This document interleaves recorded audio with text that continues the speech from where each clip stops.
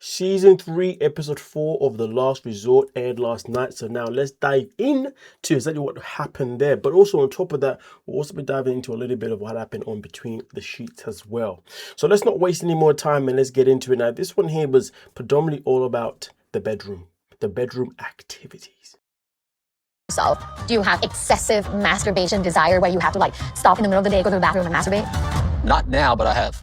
And insistently initiate sex and will not take no for an answer. Yeah. All right, cool. So they're obviously letting us know that when it comes to Patrick, he does not have an issue when it comes to, playing with himself anymore. Which I guess is a good thing because like I said before last week, when you are sexually active with somebody, you shouldn't really feel the need to have to play with yourself. Well, this again is more directed to men, not women, because I'm not a woman. Do you know what I mean? And also on top of that, if you're playing with yourself whilst you're also sexually active with a partner, it can also ruin the experience as well. Do you know what I mean? So there is also that part. So it's good to know that he's not doing that. Now, of course, he's got someone that he can obviously have that with. But at the same time, though, the obsession with playing himself hasn't now transferred to the obsession of needing her to always sleep with him. That is the killer question. Now, of course, you heard the question. And let's just go back a little bit just to give you guys a quick little reminder of how this one went down again. Initiate sex and will not take no for an answer. Yeah. But I do take no for an answer. Very, very happy that he was able to correct himself at some point and say, obviously what he's trying to say is that he doesn't like to hear the word no, but obviously he would take no for an answer because at the end of the day, he's not going to take advantage of his wife, which obviously would be disgusting. Well, beyond disgusting. Patrick, you have a very high sex drive. But no, you don't have sex addiction. She is explaining her experience, and that is the truth and reality for her is sometimes. So obviously last week we did leave on the cliffhanger where obviously they were going to move us in the direction of him having an issue where, obviously he has to have it all the time. But obviously she's saying he doesn't. It's just a matter of fact he's just got a high drive. And, well, I guess he's just attracted to his wife. It's just as simple as 1, 2, 3. I mean, listen, it's very good to know that he isn't somebody that has tried to be too much in that kind of aspect. But I will say this, though. It is showing and giving more evidence that maybe he's one of these people that's more or less selfish in the bedroom rather than somebody that actually cares about how the other partner feels. Listen, last season we had Jovi and Yara and it was very clear that Joey is very selfish in the bedroom. He just wants to go in there, get his quickie and then dip. Doesn't care about the foreplay, doesn't care about the role play, doesn't care about none of that stuff. He just wants to go in, do, and then run away. So the question is, has Patrick got the same tendencies? Has Jovi? I mean, maybe not, but either way though. We're now going to move on to the next one. And yeah. Probably the most traditional person ever. We only do in one position. Which is? Missionary. Because I cannot otherwise. Interesting. Very interesting to find out from a man that claims to have slept with over 2,500 women. Missionary is the only position that he cares for. It's the only one that he does. But why?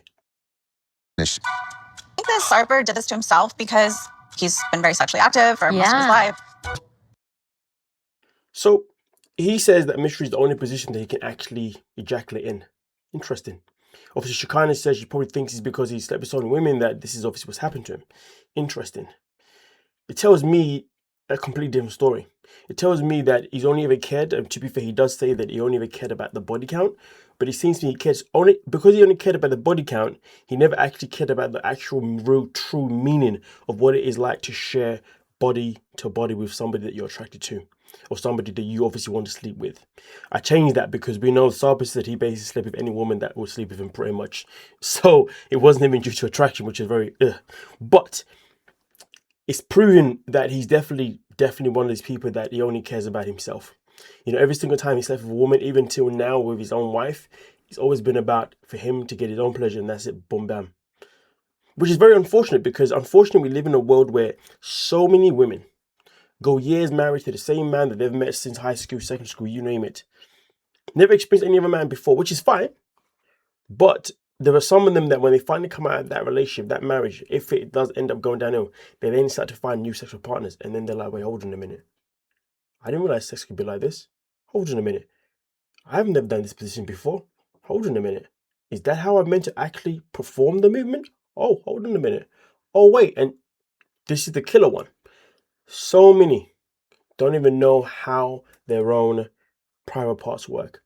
Women, when they've been in a relationship with the wrong person or somebody that is not caring for it, all of a sudden they experience someone that knows what he or she's doing, what he's doing, with the fingers, with the tongue, and they're thinking, oh, I didn't realize that was the part of my area that's actually sensitive. So that's the part that can make me actually release. Damn. So it's crazy because that means, if anything, Sarper's been the kind of partner that for so many years, he's only cared about himself that he probably doesn't even have enough knowledge on how even the body even works in a full capacity. It's rather embarrassing, to be honest with you. Very, very embarrassing. But let's continue. Target focused on body counts.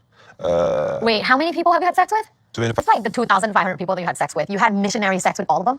most of them, 99% of them. I think you have sexual precision trauma. Yeah. This is the only way. Sexual position trauma. You know what, though? I mean, obviously, that makes a lot of sense. It's like, for example, there are many women who have been in relationships with men that are selfish. And those men have never been able to make them release. So therefore, there's been women that have also gone out of the way to have to learn how to release themselves. And they believe after a while that this is the only position that I can release in. Now listen, give an example, there's times when I've experienced some women and their whole thing is, no, I can only release only if I'm on top. I'm like, interesting. And I'm like, my response has always been, that tells me that you got a mental block of some kind. It tells me that obviously you've been with said people and this is what you've grown to believe. But trust me, there's always another way. And there's always another way. You just got to be with the right sexual partner to find out that there is other ways you can release. But the most key thing that has to be conquered first is the mental mind. Once I can relax your mind, release you from this trauma, many things can happen to your body. And I'll leave that one there. So Sarper is obviously somebody that has this type of trauma. He thinks that there's only that one position. It's quite tragic, to be fair. But not really what Shekinah meant, but he has done this to himself. And therefore, I don't feel sorry for him. If it was a woman, I'd feel sorry for her because I do generally believe that in the bedroom, that is where the man is supposed to lead. The man is supposed to lead, the man is supposed to teach, the man is supposed to learn. So many things can happen in the bedroom, but I feel like it comes down to the man most of the time to make sure that it goes down well. You see what I'm saying? And anything that he can kind of teach a woman is great, and anything a woman can teach him is also great too. But end of the day, if a woman's going for a poor experience of intimacy, you're sleeping with the wrong people. Simple as that. If a man's going for a bad experience with women, you're not sleeping with the wrong people. You're just lazy, trash, and just useless. Because that's just the grand scheme of it. And it's not a double standard type of situation. It's just the way it is. I promise you now. But we continue. Look at it this way. Why is it women generally don't have an issue with how many men women have slept with, but men have an issue with how many women men have slept with? No way. How many women? No. But men have a problem with how many women that what? You know what I mean, okay? And there's a reason for that, folks. Because usually some women actually like the fact that if a man's already got numbers behind him, because they're like, oh, then that means you must know what you're doing. Maybe I'll learn a thing or two. Maybe you know how to leave me in the bedroom. Maybe I can finally be submissive in that role. You see what I'm saying? Obviously, for men, I guess it's kind of an opposite thing because they're like, oh, so you already experienced other people. Okay, so that means maybe I may not be your best. Okay, maybe I can't teach you nothing new. Or maybe I'm not going to be that great. Do you know what I mean? So it becomes you see the way that the mind is so different. That's why it's not a double standard type of situation. It's just the way it is. But we continue. So that you only have one pleasure pathway. How long does it take for you? 15 minutes? Yeah. 15 I am the only one who watched the whole porn. Normally, nobody can finish a porn, So it takes this man around about 15 minutes. To be fair, that's a good time. It's a good time. But they do say the average a man is supposed to last anyway is 7 minutes. I believe the average time is about 7 minutes. If a man was to go non-stop without pulling out, to be fair, if a man's going to non-stop without pulling out, depending on when the last time he was active, to be honest with you, obviously that could range from about 30 seconds to maybe 2 or 3 minutes, you know what I mean? But somebody that obviously has got that in the bag, like 7 minutes without putting out too many times, usually the average rate. So 15 minutes is a good time because bear in mind, that same 15 minutes stuck in that same position where clearly Shekinah is getting probably lack of enjoyment. But then again, at the same time, if you're hitting the missionary position in the right way, you can definitely make sure the woman enjoys herself a whole lot. Like I said, if you're hitting it in the right way, you can make things happen, whether it be allowed to release in many different ways. Some may even involve a splash, but again, it's depending on knowing where the angle is at. So, you know, maybe the experience may be vanilla, but maybe he's still hitting the spots where they need to be hit. Whether that's true or not, I doubt it. But 15 minutes is a good time. But I will say, I'm speaking too soon. We're going to get to this one next. Now let's move on to the next one, because there's also another point here that needs to be made. Now we're going to move on to Russ and Paula. I like kinky sex, but I'm proudly vanilla because that's where I get the satisfaction. I'm just too quick. Never do. It's one. Premature ejaculation. I satisfy myself first. Now remember, notice the pattern. The pattern so far regarding their bedroom activities is all due to the man. This is the way it is. Is it unfair? Absolutely not. Because at the end of the day, I take pride in being the dominant one. Are you mad? You want me to be submissive? You're crazy. Never gonna happen. Anyway, so listen. First things first. One of the worst things a man can ever do is actually try and is to basically play with himself prior to having intimacy. One of the worst things you can ever do. When you're younger, it doesn't matter as much. But as you get older, definitely one of the worst things you can do. Because there's this theory out here that if I ejaculate beforehand, then that means when it comes to I'm potentially going to last longer, which isn't necessarily always true. Not necessarily true. The best way to be able to last longer is to learn how to pull out, slide back in, pull out, slide back in. You have to train yourself, okay? So at the end of the day, you know, if you want a session to last long, that means every time you feel like you're about to, just quickly pull it out. But when you pull it out, don't pull it out and then do nothing. Pull it out and then get the hands working, get the mouth working, whichever one you want for just like a little temporary period. You know what I mean? And then get back in there again. And if you feel like pull out, then get back in again. But then also on top of that, changing positions as well. Pull out, change position. Pull out, change that position. Okay? Play around with it. You see what I'm saying? That's how you're supposed to last. That's the best way to last. That is, and when I say it's the best way to last, it means that when you're finally ready to, trust me, the feeling is great. That's why I always say once you've got a sexual partner, you should not be playing yourself, because the feeling of ejaculation is so much better with the person when you haven't played it. But if you play yourself and then you go to ejaculate, it's not the same. It doesn't feel the same. It doesn't feel as great. Trust me when I tell you this now. Okay? But at the end of the day, when it comes to Russ here, he's somebody that's got this all the way upside down, all the way backwards. But he's a prime example of what I was saying before. The type of person that maybe a woman could be married to, only person she's ever had intimacy with, and knows no difference. And then finally, when she pulls away from a guy like Russ, she's like, oh my God, life is actually so much better. Sexually, at least, anyway.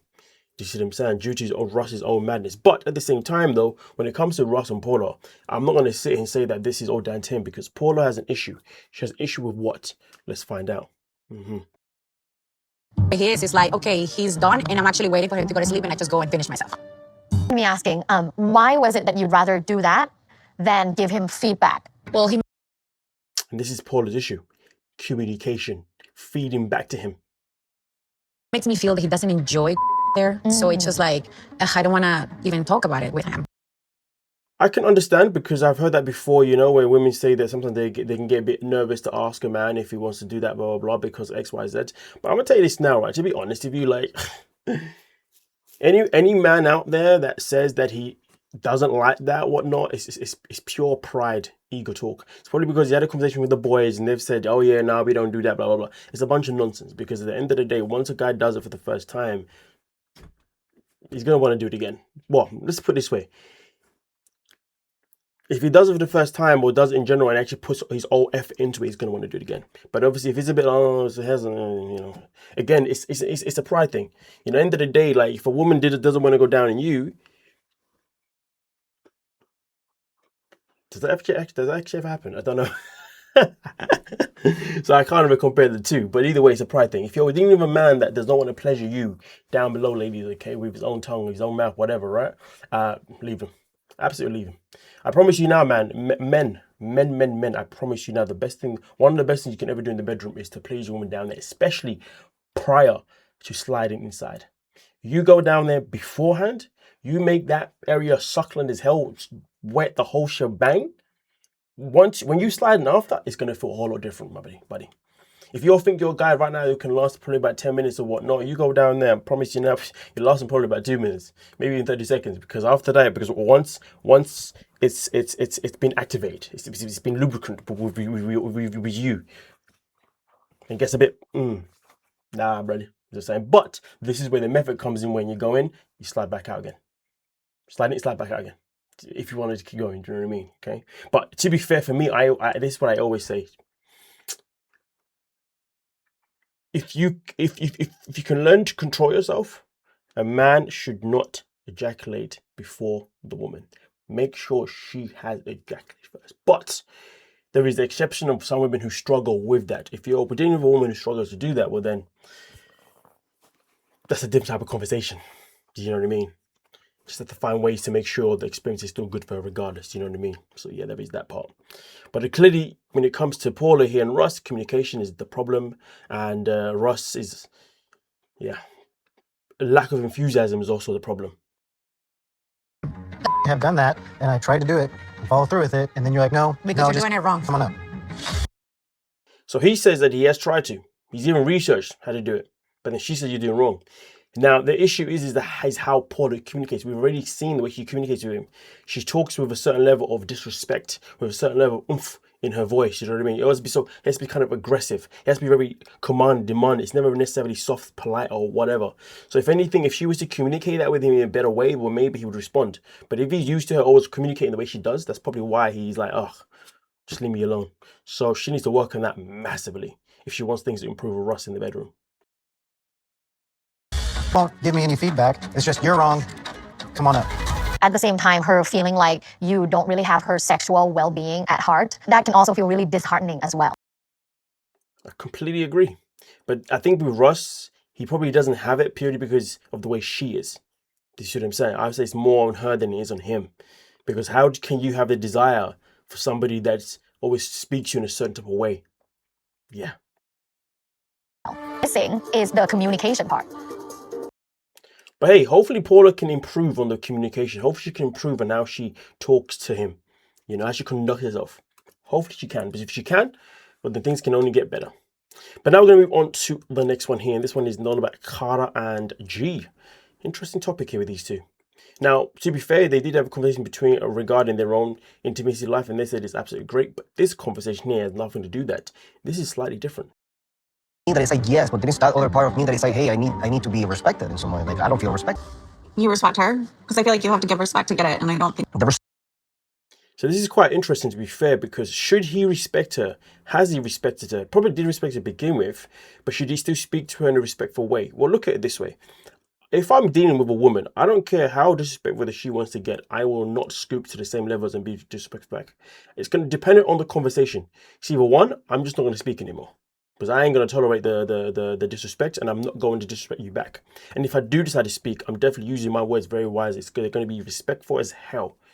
Has hell, because you're not going to get a reaction out of me if you want to disrespect me. Do you see what I'm saying? But at the same time, though, this is something that I do generally speaking. It doesn't even have to be a woman, just generally speaking. You know what I mean? Because I just don't have time for drama. But has he been conducting himself in a respectful way towards Cara? Whether she deserves it or not is irrelevant. Has he been doing it?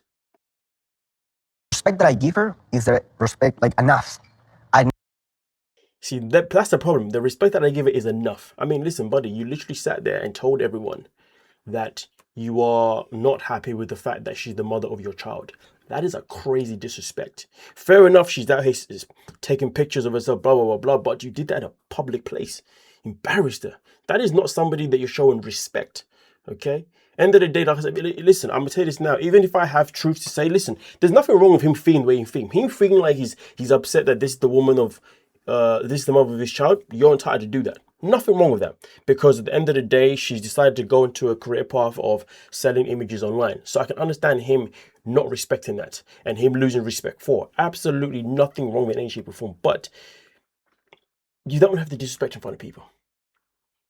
Behind closed doors, you can have the conversation in a respectful way. So really and truly, when it comes to him and this whole respect thing, it's kind of hilarious. And Matthew. Never raise their voice to her. I know to her at all. It's just that I'm not fake. It was It's hard to be very beautiful to somebody that you feel that that person betrayed you. It's like Anyone that has to clarify that they are not fake, that's a problem. But either way though, did she betray him? This is the question. Did she betray him? Well, look at it this way. So they originated a conversation about her selling images online, and at the time when they had that conversation, they agreed that it's okay because it was only going to be of her in clothes, right? Yes. But then they broke up, and she decided to change things up because they broke up. When you break up, a contract breaks. So did she really betray him by going this far? No.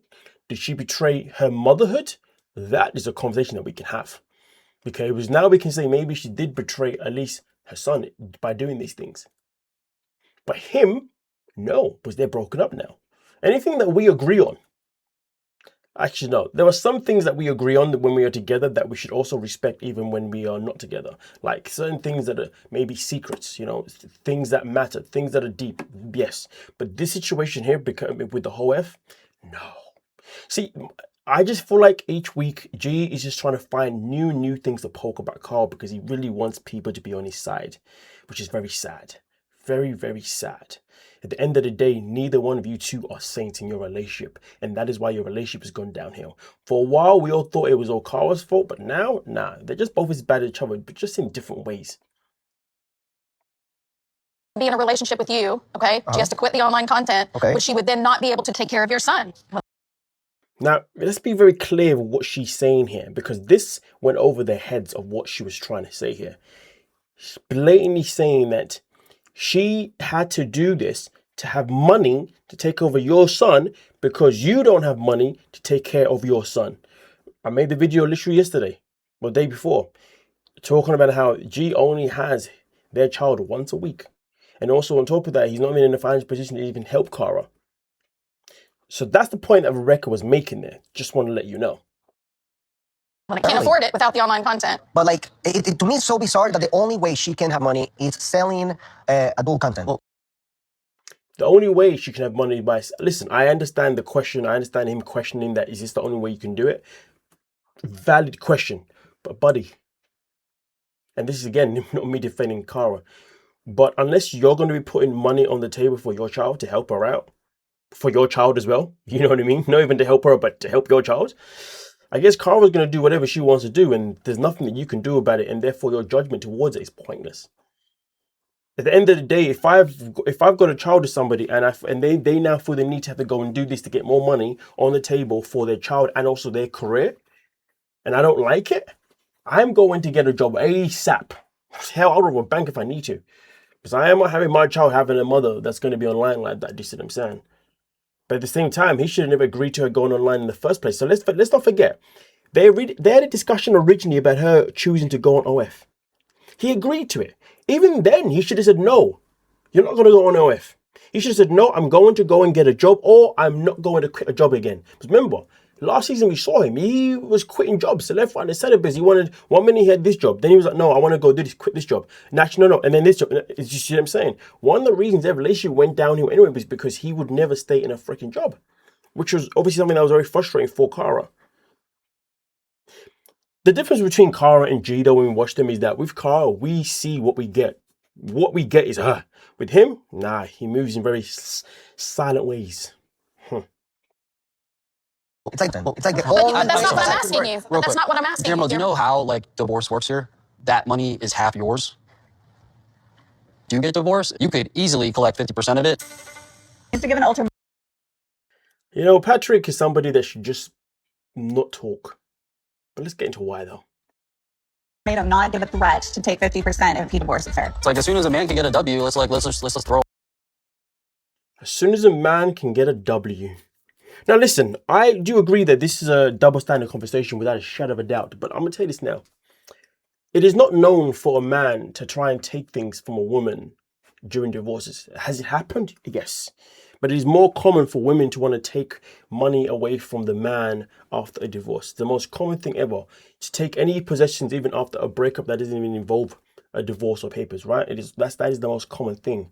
So the question is it ever going to be a W feeling from a man to take money from the woman.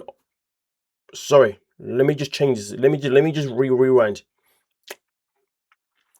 Is it common for an active father to want to see? Sorry, let me correct that again. An active good father. Anyone can be an active father, but it doesn't mean they're good fathers, right? Is it a thing for an active good father? A father that is present, that is there, that has always been there to look after the child, pay for the child. Is it common for that child to then, for that man to then be like, okay, cool, we're getting a divorce, so I'm going to make sure that I take everything that you have, meaning that whenever my child goes and sees you, they have nothing. I know there are so many active men who are not in relationships with their baby mums anymore, but they still pay rent or still pay the mortgage where the baby mum lives, because they don't want to see their child, their little boy, their little girl, their kids go without. They want to make sure they're good no matter what. I've never ever heard of a woman to say, you know what, I'm still paying for the baby dad's house so my child can go without. That's not a thing. So my point being is, for him to say taking money from Cara and their child is going to be a win. Oh, when a man gets a win is a problem. No, that's not a win. That's a disgrace. That is an absolute disgrace. But this is the difference between, and some women may not want to hear this, but this is the difference between men and women. When you've got a good, active father, he will not want to see her go without. But unfortunately, we hear it all the time. All these mums, all these wives, when they leave, they want to take half of everything or 3/4 of everything. You see all the time in the celebrity world. So much to the point that now it's male celebrities, now when they start to buy things, they start to put things in their mother's names. So therefore, if a divorce happens, those wives can't take anything with them. The wives hardly ever care. The women hardly ever care about the man going without. As long as they're good, they're good. So for him to say it's a W is a disgrace to every single good man out there, because it would not be a W to me. There's no way I'm going. This is madness, mad. Patrick is hurting. He's got issues. You know, boy. I don't know who hurt him, but somebody hurt him hard. But then again, he's been for a divorce before, and I guess that one traumatized him. Throw him out under the bus. Do not be friends with this man. No, I would use that to Give get him her to the worst stop. advice. He said, I would use that to get her to stop. So to get Cara to stop being an OF, he wants G to threaten her and say, I will divorce you and take you for all your money unless you stop. Wow. That says a lot about Patrick's character. Says a lot. The question is, folks, what does it tell you about his character? Please do let me know. Please do let me know. But when it came to Between the Sheets, let's dive in. To continue with Cara and G and Patrick, I guess, because he wants to get involved, and Shekinah, to be fair. In a relationship with you, okay? She has to quit the online content, Okay. but she would then not be able to take care of your son. Do you think that's true? No, I don't think it's true. So this is interesting.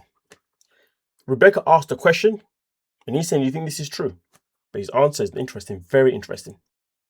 I mean, before Kara selling adult content, she was literally a realtor in Charlottesville. If she would have come to me right now and said, like, yeah, I wasn't making money, I would be like, you know what? You need to shut the up.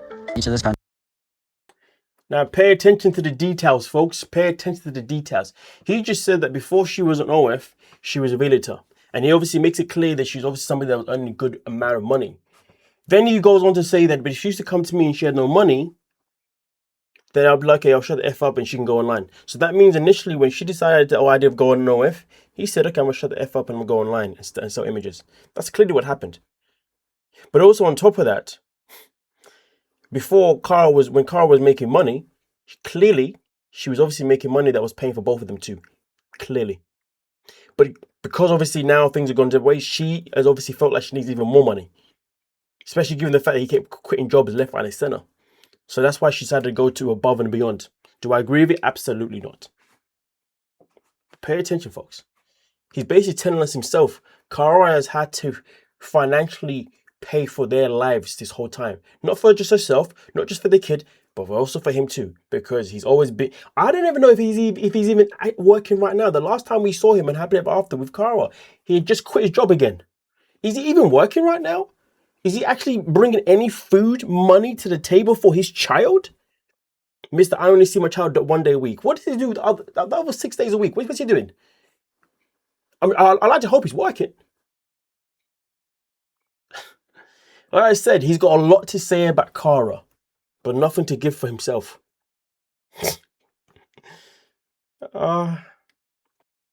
Country seems like she like left you hanging. A man does that to a woman.